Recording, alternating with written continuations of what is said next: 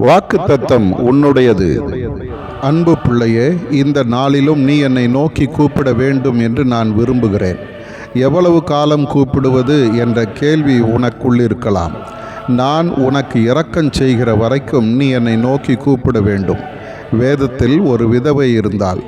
அந்த விதவை தனக்கு நியாயம் வேண்டும் என்று நியாயாதிபதியினிடத்திலே போனாள்.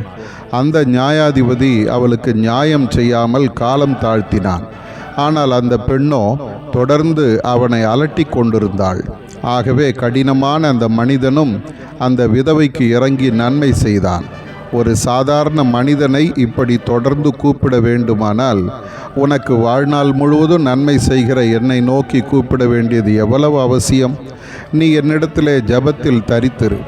அனுதினமும் என்னை நோக்கி கூப்பிடு. நான் உனக்கு ஏற்ற நேரத்தில் அற்புதம் செய்வேன்.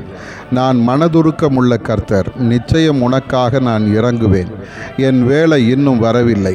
என் வேலைக்கு காத்திருந்தவர்கள் அற்புதங்களை கண்டார்கள். உனக்கும் ஒரு அற்புதம் காத்திருக்கிறது. பெற்றுக்கொள்ள நீயும் காத்திரு. ஆதார வசனம், சீக்கிரத்தில் அவர்களுக்கு நியாயம் செய்வார் என்று உங்களுக்கு சொல்லுகிறேன். லூக்கா 18:8.